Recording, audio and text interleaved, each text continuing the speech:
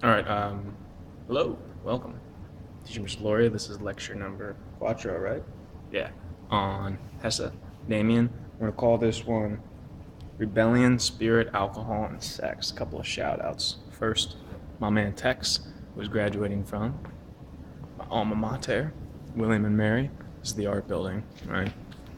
Right across there is a really cool library.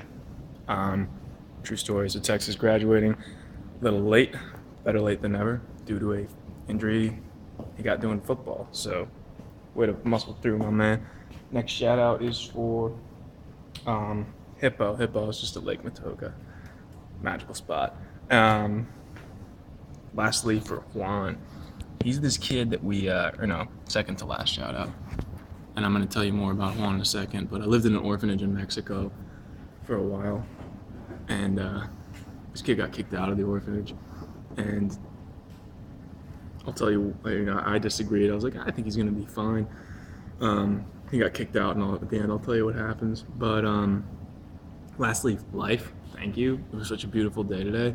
And then I'm walking around, and I was like, where am I going to record this lecture? The art building. And what kind of portrait would be good? And I found this. If that doesn't sum up this chapter, I don't know what does. Perfect. All right, so come on.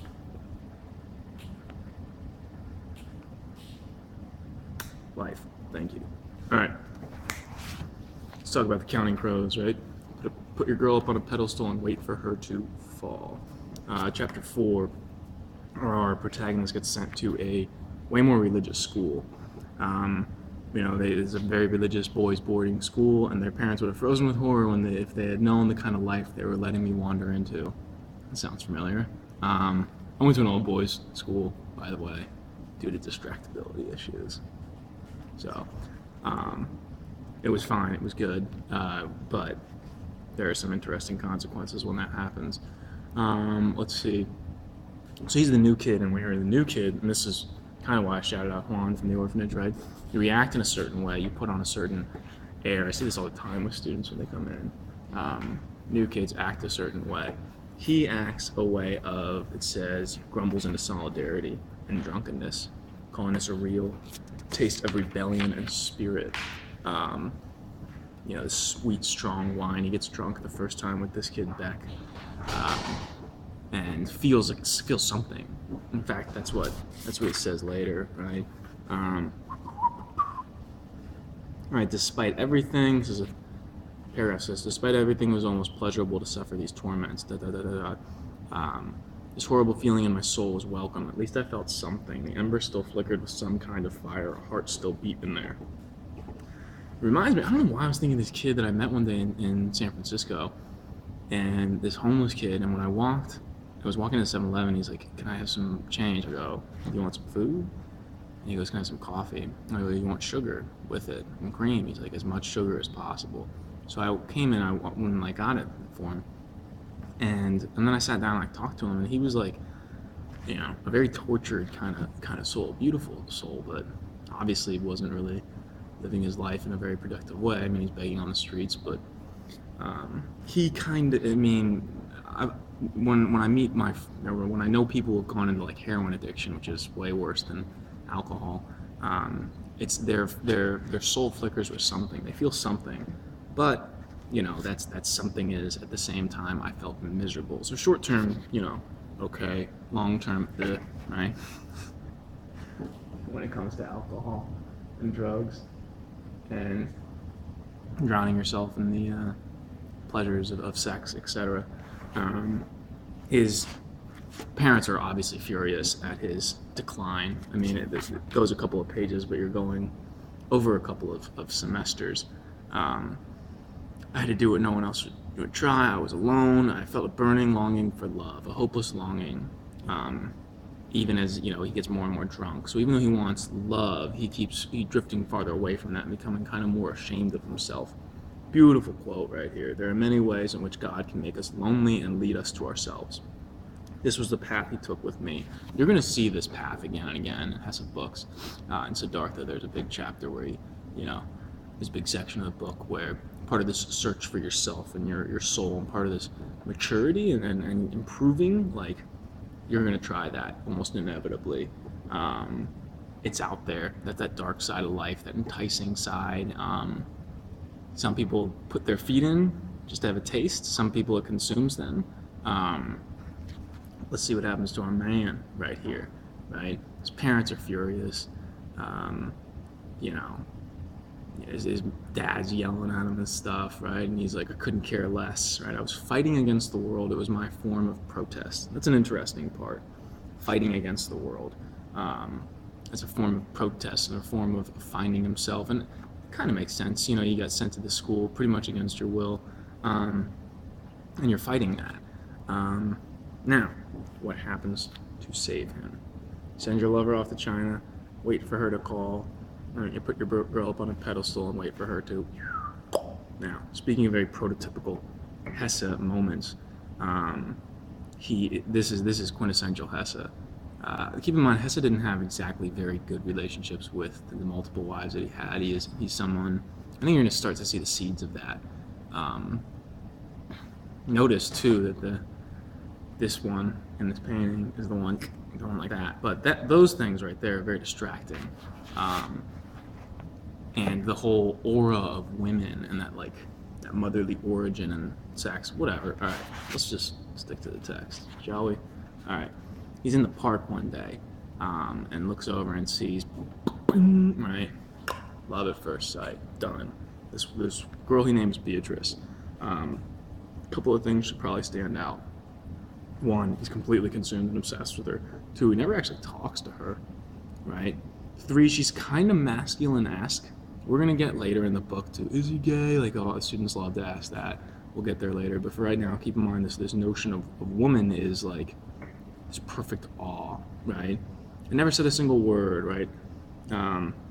But that's enough to change him. Overnight, I was finished with drinking and staying out late.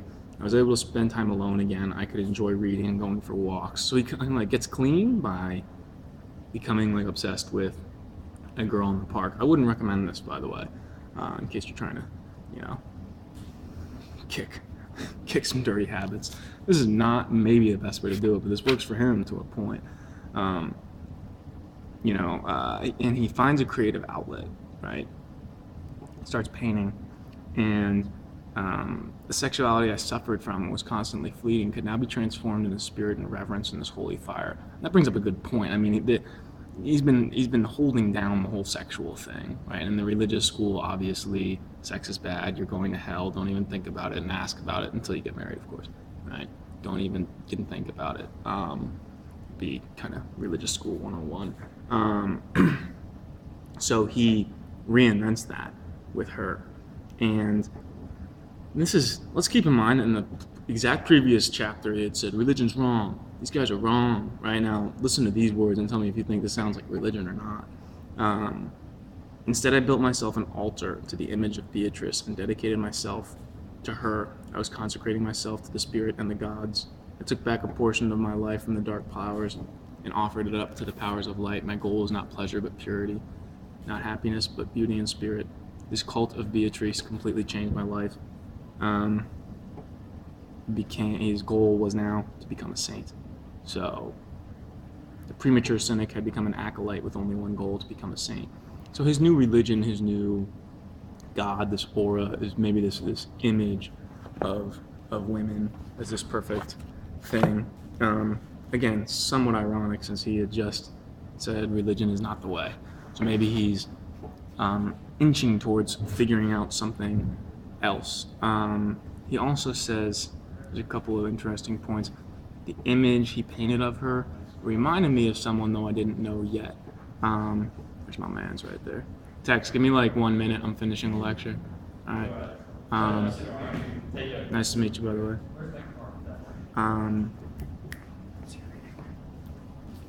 Hesse, right? I do these online lectures. You give this to the students? That's great. Yeah. So I'm recording it. I'm almost done. You want to? Hello. It's good. Chemistry professor. Yes, indeed. William and Mary. Great school. Instrumental in my formative years. Right? Truly. Yeah, well, was not planned, by the way. All right. Anyway, he paints something that reminds him of someone, right? You're gonna see who that someone is, and oh, look who shows up, Demian, right? finally he realizes, oh shit, that what I just painted looks like Demian.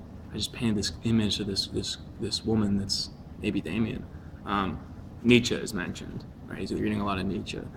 Fate and character are different names for the same idea, maybe the same thing. Death Cab, did you get your inspiration from there? Enter Max Damian again. They go out and, Sinclair's like, oh, I'll show you how to get drunk. And Damian takes like a sip, but he's like, you know what, this is okay, but this is not really the best way to do it. He does point out that, hey, maybe, being the life of a sensualist is one of the best preparations there is for mystics. Demian points out that Sinclair is aiming for something, but he doesn't quite know yet what that something is. That's what it is, right? So we'll keep trying to figure that out. And we covered a lot now. Let me quickly wrap up the story about Juan. We kicked him out of the orphanage, and he was acting like bad. He's being really mean to all the other kids when he was there. He's kind of chest puffed out, kind of thing. But he wasn't a bad kid, so he goes to this other orphanage. A couple days later, he sneaks back and to ours, and he's just broken and shattered, and he's the kids at the other orphanage are beating him up, and made him like change all the diapers and some nice things around that. But the whole thing was that wasn't really him. Juan wasn't a bad kid.